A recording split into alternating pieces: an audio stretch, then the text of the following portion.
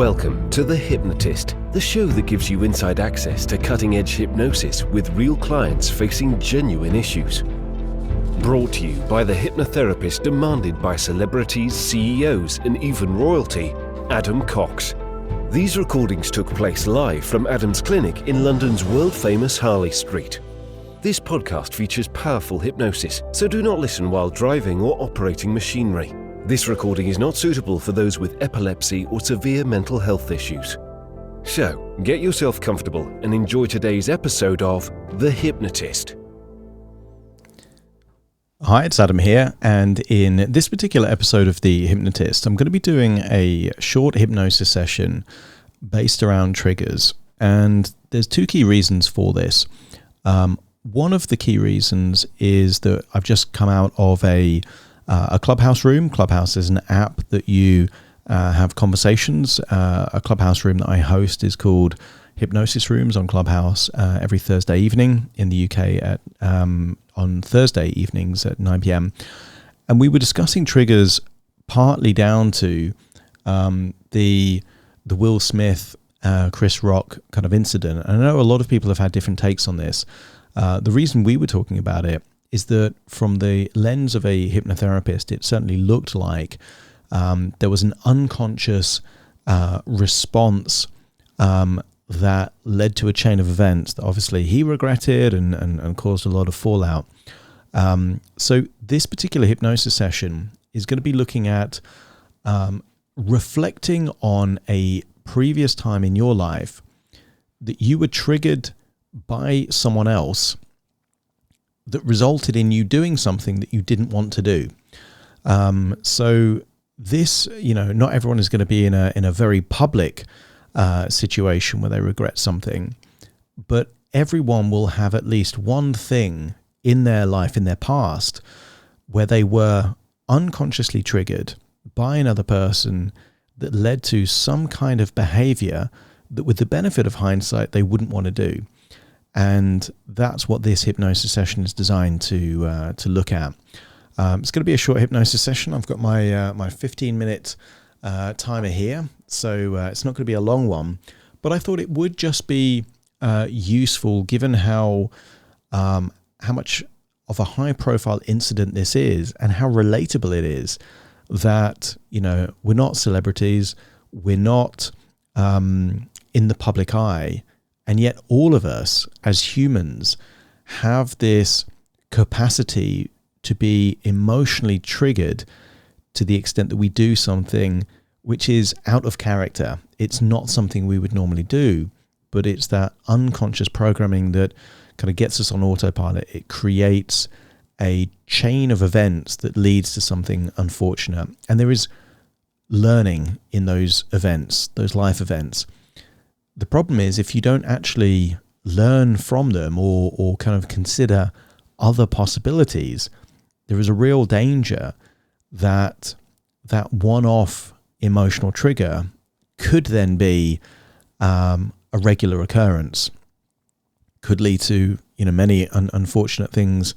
And one of the things that came up in the clubhouse room is that I'm convinced that prisons are filled with people that were emotionally triggered, that led them to do something out of character that they wouldn't normally do, and they might be in prisons for years as a result of that. So it's very useful, I think, to be able to look into our past and say, right, knowing what I now know, what would I do differently in that same thing, and what is that, where's that coming from, that particular emotional trigger. So that's what the hypnosis is designed to do. It's going to use elements of NLP, elements of hypnotherapy, and something known as, let's say the different changing perspectives, which I think is really useful, that you can get a different take on different opinions on the same thing. So if you're listening to this and you want to experience the hypnosis, obviously don't do it while you're driving or anything else involving machinery. But find a quiet place where you won't be disturbed and relax. If you're not in that environment where you can do that, then maybe just bookmark this or maybe just listen without the intention of going into hypnosis and just re-listen another time. But for those experiencing the hypnosis, It's best experience if you close your eyes and really focus on the words. So let's start the session.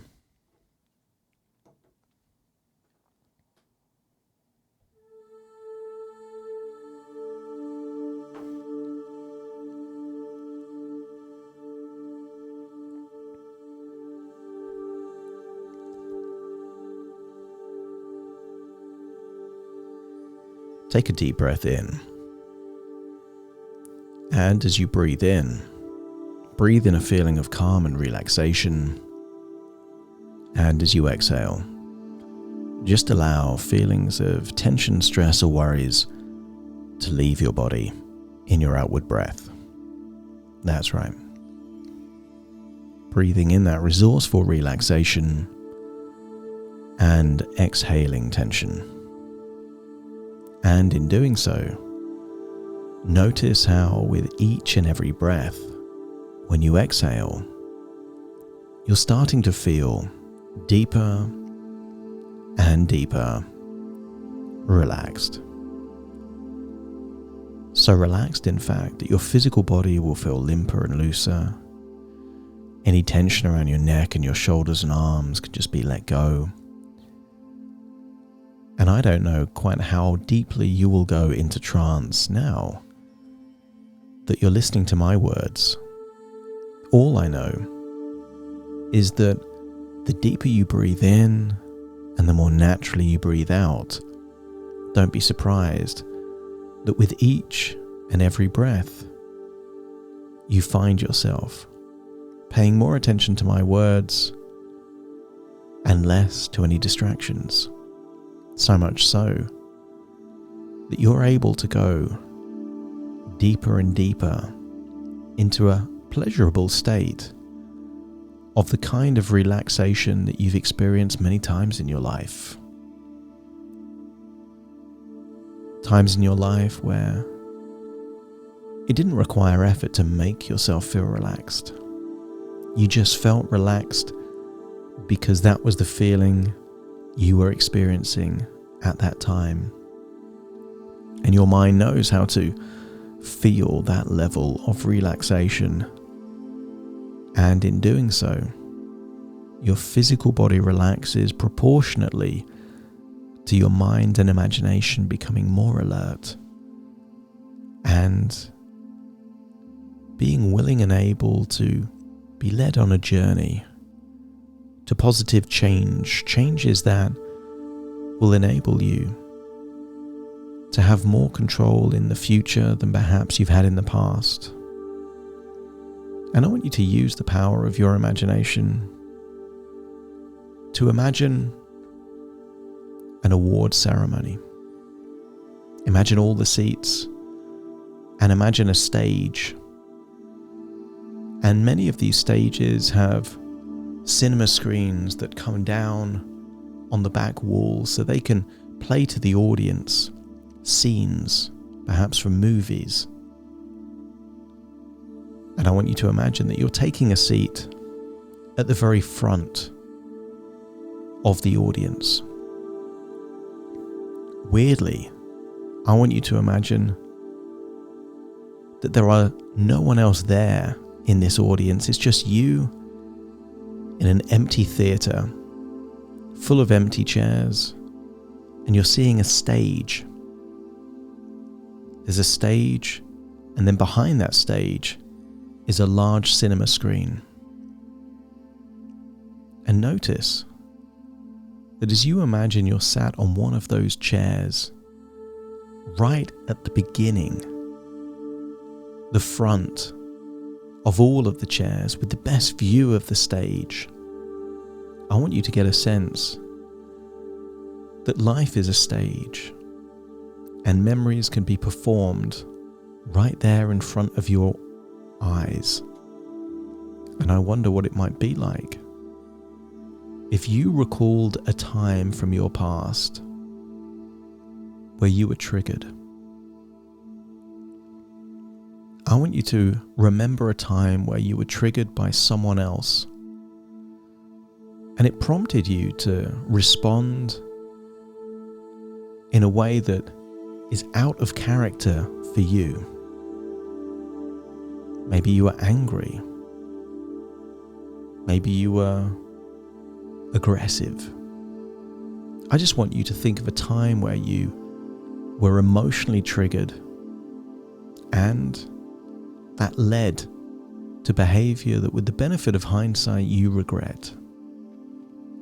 And as you remember that time, I want you to recreate, almost like a theatre production there on that stage. And you've seen theatre performances before, and you accept that the props don't have to be reality for you to suspend belief, to feel like you're watching something real.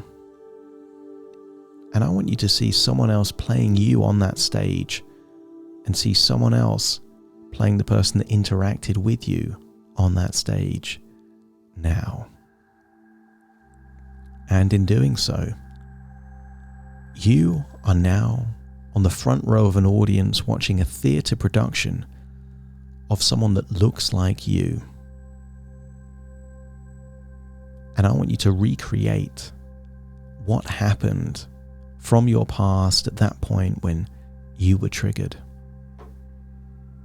Maybe something was said or done, and I just want you to observe what it was that was said or done that created an emotive reaction. And you can tell the emotive reaction because perhaps your facial expressions, your body language, maybe your tone of voice is somehow different than it normally would be. I want you to see what you then did in response to whatever that trigger was. Maybe you shouted, moved in a particular way, did something. And maybe you did something with the benefit of hindsight that you regret. But right now you're just on the front row of an empty audience, observing a theatre production there on that stage. And you've seen it. Not quite as it was, but a representation of what it was. Someone that looks like you being triggered by someone that triggered you in the past, and then see your reaction of what actually happened back then. And maybe you already feel different because you're seeing it from the perspective of someone no longer directly involved. Maybe you're already thinking that maybe you had different choices, different options, but it didn't feel like it in the moment. And to really learn, we need to see things from all different perspectives. I want you to feel what you felt at the time. I want you to imagine climbing into that version of you on that stage, hearing whatever you heard, seeing whatever you saw, whatever triggered you back then, allow it to trigger you again. Feel where you feel that emotive reaction. Try and put a label on what emotion you're feeling. Are you hurt, rejected, criticized, disrespected? Whatever it is, label it. And the label doesn't have to be accurate, just useful for what you feel like you would have felt at that time. Feel that emotion, put a label on it, and then reenact what you did back then. If you shouted, if you lashed out, feel yourself doing those things again. And notice it doesn't quite feel the same way that it did when it originally happened. Because this is a reconstruction, a reenactment, not the actual memory, but a new version of that memory. And then I want you to get a sense that you're now going to re-experience that trigger, but this time through the perception of the person that triggered you. Find yourself in their body, seeing you like you're someone else on that stage, aware that this is a theatre, not real life. And then I want you to see if you can trigger yourself by saying the same words, perhaps the same behaviors, the same facial expressions maybe. Try and do what that other person did to you to trigger you in that way, and evaluate what your real intention is. In many cases, the intention that you interpreted it to be is fundamentally different to what was intended at the time. You're no longer in your body. You're in their body, saying whatever you said, being aware of your true intentions at the time, and then see your reaction. See your reaction being triggered the way that you were, and maybe that triggered something in you. Because isn't that how these things escalate? A trigger triggers something else and triggers something else until the slippery slope of the unconscious battling the unconscious results in something perhaps that can't be undone. And then watch it again from the front row. See it being reenacted on the stage. And one final time, and then rewind it. Rewind it this time from the perspective of a director. And I wonder, knowing what you now know about the intentions of the other person, and with the benefit of your life experience since that moment, how else could you have handled that situation? You're the director. Test out how many different ways you could have responded to exactly the same trigger. The trigger remains the same, but your responses change each and every time. And I want you to see that version of you, that actor on the stage, reacting to that trigger, exploring all the different ways they could have responded.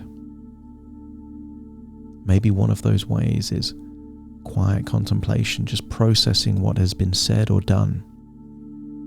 Another might be to remove themselves from the situation. Keep seeing the characters on that stage test out all different variations of what could have happened, responded. Each response has a counter move, and see all of them until you find the one that you really feel that, with the benefit of hindsight, you would have preferred to have done in that context. And when you found that, then I want you to climb back not into your body, but the body of the person that triggered you.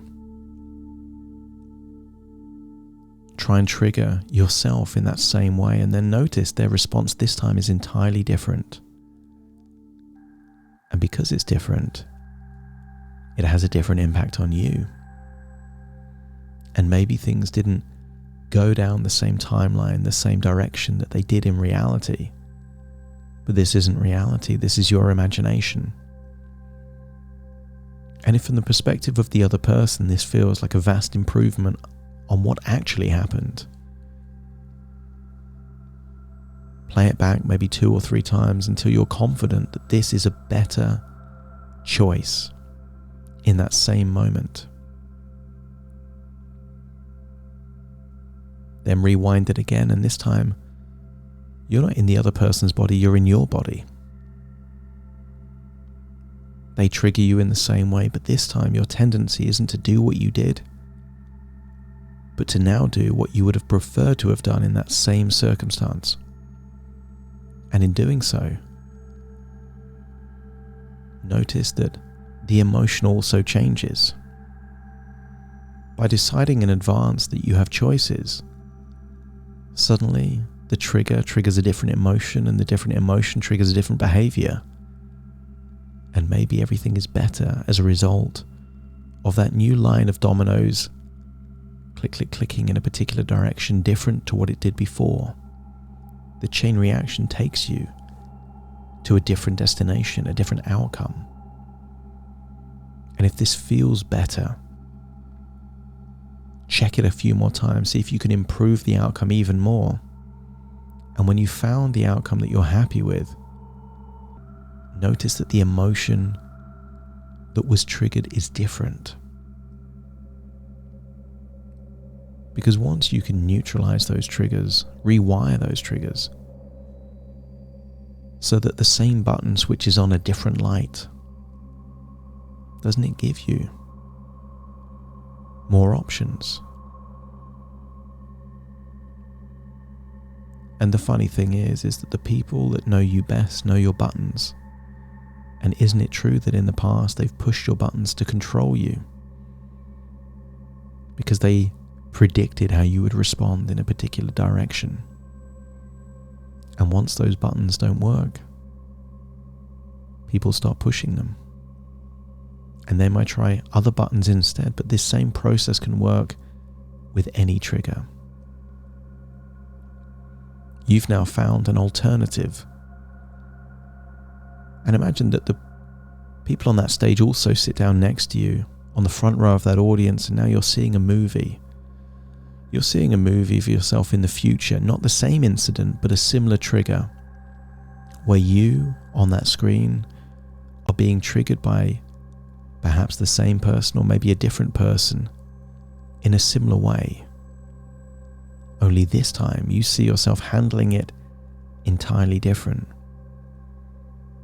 And you notice that when you see yourself handling it different, you feel proud of your future self for taking back control from those automatic triggers that could lead you to a detrimental outcome. You now have the control to steer it in advance to a better destination.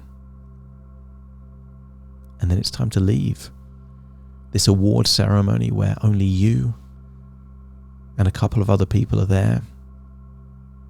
But you leave this ceremony taking a new way of dealing with an old trigger. Finding yourself back in your body right now. Take a deep breath in through your nose and out through your nose. Wiggle your fingers, wiggle your toes. Get a sense that you're in your own physical body right now. As I count from 1 to 10 to awaken you, you will awaken feeling optimistic, alert, feeling confident that an old trigger has now been replaced with a new emotional and behavioral response to exactly the same trigger and anything like it. Starting to count to awaken you. 1, 2, 3, waking up. 4, 5, 6, more alert. 7, 8, open your eyes, open your eyes. 9, 10, wide awake, wide awake, wide awake. Thank you for listening to The Hypnotist with Adam Cox, the show that gives you inside access to cutting-edge hypnosis with real clients facing genuine issues. To automatically receive the latest episodes, please subscribe. If you'd like to support the show, please share this episode with just one friend you think it could help. And if this episode helped you, please leave us a 5-star review.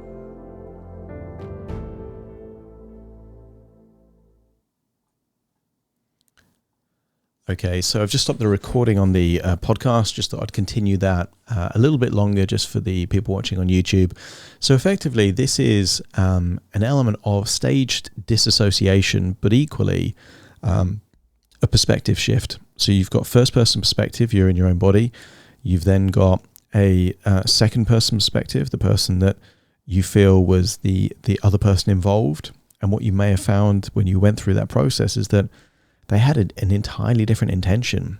You know, maybe they weren't trying to criticize or attack you. Maybe they were trying to help you in some way, but you interpreted it through a different lens. But knowing their different intention helped you process that differently. And then finally, you've got that third person, that kind of objective third eye perspective, and you can always see things differently. And I'm sure Will Smith, when he watched back the video of what happened, had an entirely different experience from watching it from a third-party perspective through the lens of those TV cameras than he did when he was in his own body. So having all these different perspectives gives you the ability to say knowing what I now know and getting a sense of the intention of the individual involved, would I have done the same thing, or what were my other options? And it's essential that you scenario play at least 3, 4, 5 different scenarios, because if there's only one other option, it's not really a choice. It's kind of a dilemma. If you've got several options, you can choose the best option based on, does it actually help you in that situation, knowing everything that you know? So hopefully this short episode of The Hypnotist has been useful there. Let me know if it's helped you with a particular trigger. If you've actually experienced the hypnosis, what was your thoughts? And if you haven't already liked and subscribed, please do that, because it helps the algorithm for YouTube to enable this kind of stuff to get in front of new people. So thanks for listening and watching again. Look forward to seeing you on a future show. Take care.